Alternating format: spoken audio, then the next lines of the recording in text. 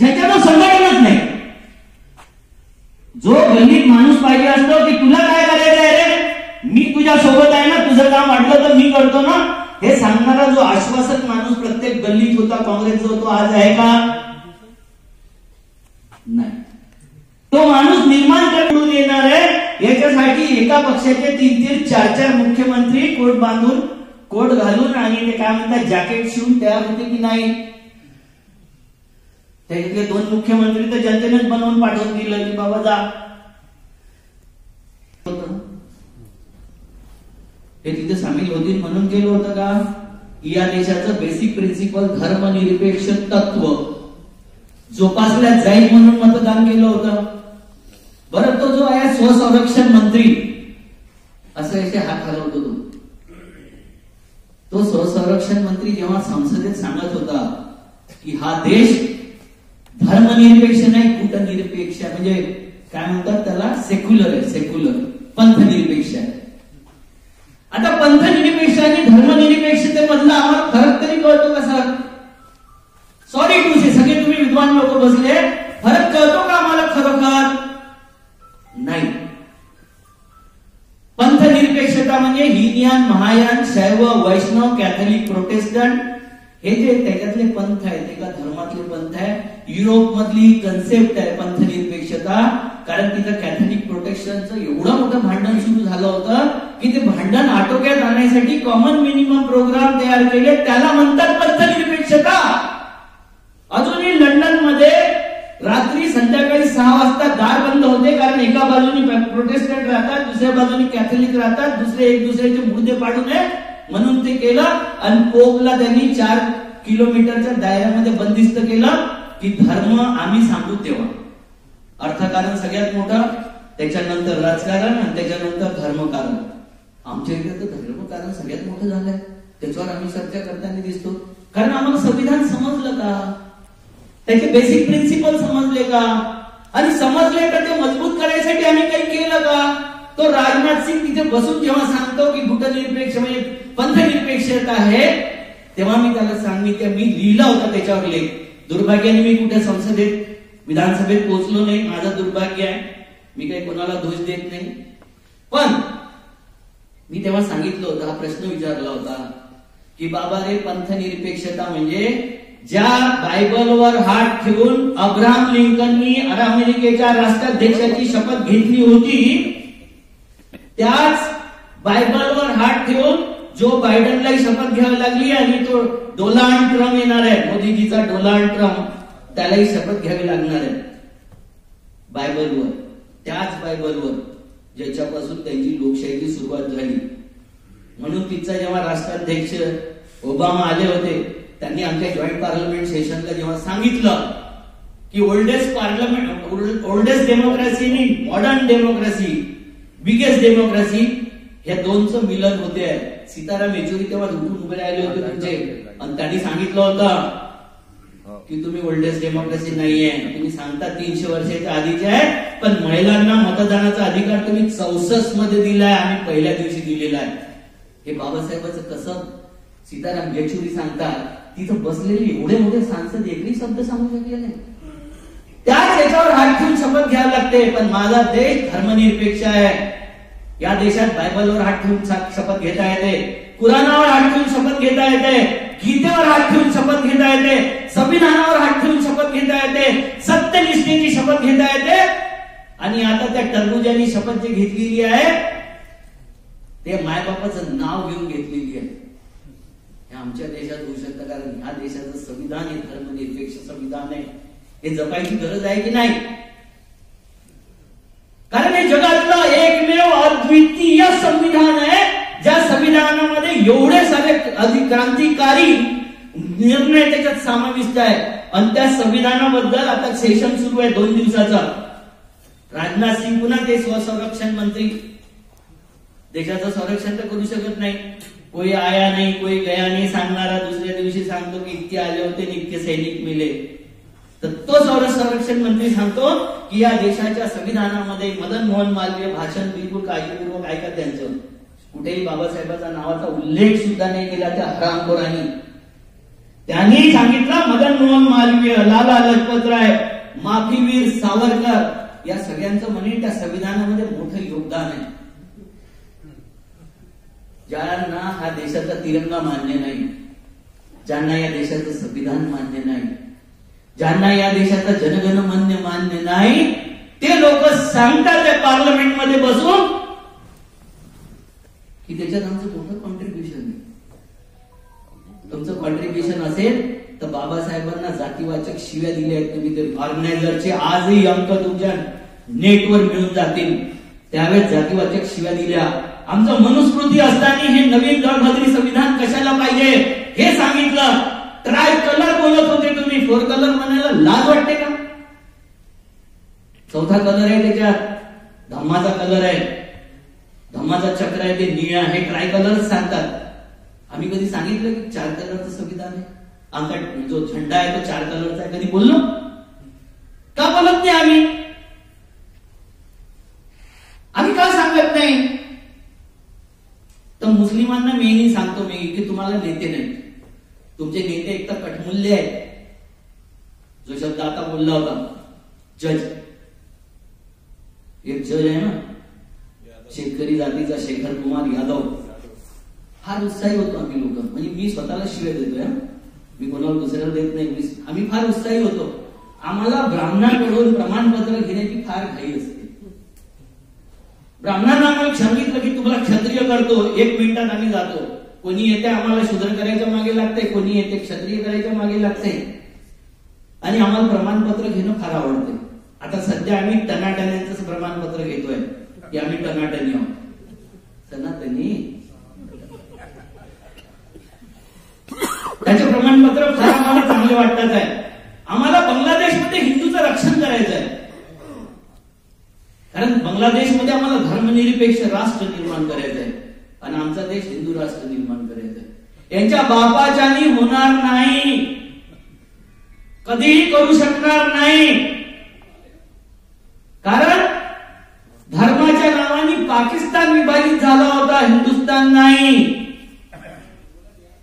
विभाजित पाकिस्तान झाला धर्माच्या नावाने आणि भाषेच्या नावाने विभाजित झाला बांगलादेश.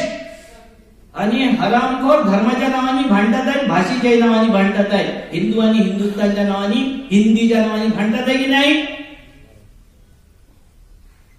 यांना करायचं काय? म्हणजे अखंड भारत करायचं आहे. अभे ते 20-22 कोटी मुसलमान तुम्हाला सावरत नाही. त्यांना जावई करून घेता तुम्ही दरवेळी. काय झालं की ताबडतोब तुमचा जावई तोच असते. आणि तुम्हाला संपूर्ण अखंड भारत करायचा आहे. अखंड भारत जर केला तर बांगलादेश, अफगाणिस्तान, पाकिस्तान मिळून मुसलमानांची संख्या होईल 75 लाख, 75 कोटी. हे कुठे राहतील? पंचपात्रीवाले, कोकळ कास्त्या घेऊन आटा बेसून मागून खाणारे राहतील कुठे? हे सगळ्यात पहिले मुसलमान होतील. आम्ही तर भांडत राहू, आम्ही तर लढत राहू. मुसलमान कोण होतील सगळ्यात आधी? हेच होतील. कारण सत्ता यांना पाहिजे. सत्तेच्या अधिक जवळ त्यांना राहायचं आहे. सत्तेच्या जवळच्या चेअर. 9 रत्नापैकी, अकबराच्या 9 रत्नापैकी 7 रत्न ब्राह्मणच होते. औरंगजेबाला पत्र लिहिणारे जे कोणी होते की जिजिया आमच्यावर लावू नका, कारण तुमच्यासारखे आम्ही बाहेरून आलेलो आहोत, जिजिया आम्हाला लागू येत नाही, हे पत्र लिहिणारे तेच होते. तेलंगा ब्राह्मणांनी निजामशाही स्थापन केली, आदिलशाही स्थापन केली, कुतुबशाही स्थापन केली. हे सगळे ब्राह्मणच होते. आमचं रामदेवरायाचं राज्य यांनीच पुढवलं. बाहेरच्या आक्रांता बोलावून यांनीच आणले. सोमनाथाच्या मंदिरावर रस्ता दाखवणारे हेच होते. सोमनाथाचं मंदिर उघडणारे हेच होते. काय प्रकार आहे? आजही आम्हाला पचत नाहीये. म्हणजे मी स्पेशली माझ्या समाजाला म्हणतोय, शेतकरी समाजाला, आम्हाला स्वातंत्र्य पचत नाहीये. आमचे हे शेखर कुमार यादव खूप उभे होता आणि आम्हाला हिंदू राष्ट्र बनवायचंय. बिलकुल नाही बनवायचं, आम्ही त्याच्या विरोधात आहोत. पण एक गोष्ट सांगतो बॉस, तुम्ही सगळे एक जात आम्हाला शिव्या देता, बिलकुल मी स्वागत करतो. सार्वजनिक देऊ नका. माझ्यासारख्या शिव्या दिल्या तर चालेल. कर्माच्या मागे लागले, भगव्याच्या नाही.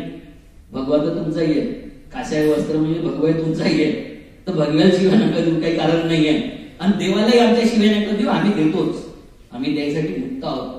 प्रश्न एवढाच आहे की 2% ब्राह्मणांनी जर आम्हाला 55% लोकांना मूर्ख बनवलं असेल तर 7% बाबासाहेबांचे खंदे वैचारिक लोक आम्हाला मूर्ख का बनवू शकले नाही, हा प्रश्न आहे. काय कारण आहे? ते 2% आम्हाला मूर्ख बनवतात. आमचा चेहरा समोर करतात. शिंदेचा चेहरा, पवारचा चेहरा समोर होता. बरोबर पडद्याच्या मागे उडी मारून कोण आला? पंत आला, बसला उरावर आमच्या सगळ्यांच्या महाराष्ट्राच्या. हे 2% जर करू शकतात तर 60% का करत नाही, हा माझ्या समोरचा खूप मोठा प्रश्न आहे. त्याचं कारण आहे की ते आमचे चेहरे समोर करतात. आम्ही नालायक आहोत, आम्ही मूर्ख आहोत. आम्ही आमचा चेहरा दिसला की त्याच्या मागे जातो. मेंढराची जात आहोत आम्ही. मेंढरा कशा असतात?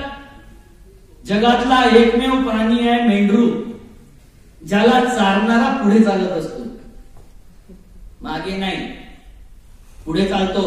आणि त्याची जी काडी असते ती त्याच्या खांद्यावर असते. ती काडी पाहून मेंढर तो जिथे जाईल, तो खड्ड्यात गेला तर तिथं खड्ड्यात जातो, तो विहिरीत पडला तर विहिरीत पडतो, तो पहाडावर चढत असला तर पहाडावर सगळे मेंढर चढतात. ते आम्ही शेतकरी आहोत. आम्ही खवळलो तर काही करू शकतो, पण आम्ही मागास नाही. त्याचं अनुकरण करायला लागलं तर कोणाचे? आम्ही बुद्धाचं अनुकरण मोठ्या संख्येने आम्हीच केलं होतं, आजही आम्ही करू. पण बाबासाहेबांनी जे सांगितलं होतं की बुद्धाला जात चिकटवू नका, बुद्धी नाही आली तरी चालेल, बुद्ध नाही झाले तरी चालेल, पण जात चिकटवू नका, हे जे त्यांचं भाषण आहे 56चं, त्याच्या बाबतीत कुठेतरी विचार करावा लागणार आहे. मी आता नेपाळ, दार्जिलिंग, त्याच्यानंतर भूटान, हे सगळे मठ पाहून आलो, बौद्ध मठ पाहून आलो.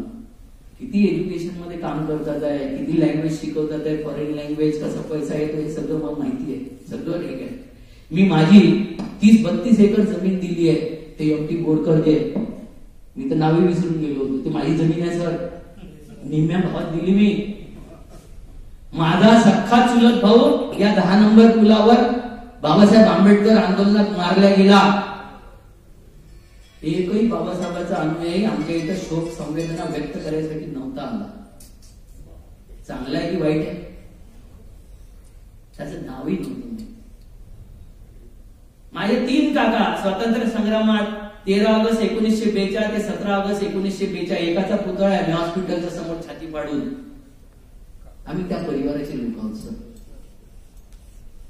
आम्हाला त्या राजकारणात काय मिळते काय मिळतं नाही, मी 99% खरं बोलतो. 1% मला माझ्या बॉसच्या याच्याप्रमाणे खोटं बोलावं लागतं.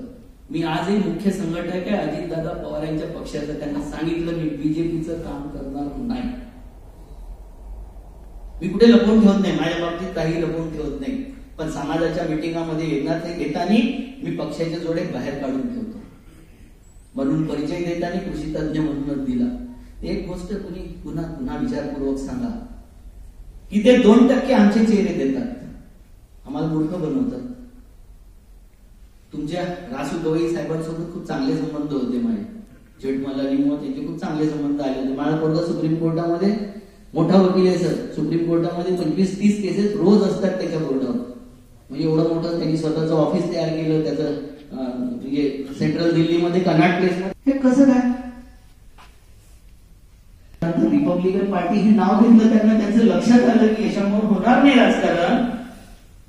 मग हे आता तुम्हाला काय येत नाही तर मला काय म्हणले, अरे अविनाश तर तुला माहिती नाही मेरिट प्रूव्ह करावं लागतं. मी म्हटलं तुम्ही गव्हर्नर, तुम्ही राज्यसभेवर, आणि आता तिकीटही तुम्हीच करा. हे कोणतं मेरिट प्रूव्ह झालं? का नाही? ती दाना तुम्हाला ठेवावं लागणार आहे. कुर्मी, कोयरी, कुशवा, निषाद, दुषाद या हिंदुत्व देण्याची जेव्हा कुवत येते समाजामध्ये, खोटे नाटक का होईना पण 7% अजून शोकाच्या मिटिंगा घेत फिरतो. लोकशाही डुबते आहे याचा शोक व्यक्त करत फिरतो. सच बात मान. बौद्ध मैथोलॉजीचा शब्द आहे स्वार्थी. स्वार्थी म्हणजे माझ्या जन्मण्याचा, स्वच्या जन्म आहे हे अलंकार आहे, अलंकार आहे. आमचे शब्द, आमचे देवी देवता अपहृत होतात की होऊ नये असं मला वाटतं. दिनकरांचा आभारी आहे, जज साहेबांनी ऐकून घेतलं, वकील साहेबांनी ऐकून. ही जनता, आज लोकशाहीची अवस्था कशी झाली आहे की जनता बैठी है धरती पर, नभ में मंच खड़ा है, ये जो है जितना दूर जमी से वही उतना बड़ा है, कुपथ कुपथ रथ जो दौड़ाता पथ निर्देशक वही है, लाज लजाती जिसकी कृति से धर्म उपदेशक वही है और राजनेता भी वही है। जय हिंद, जय हिंद।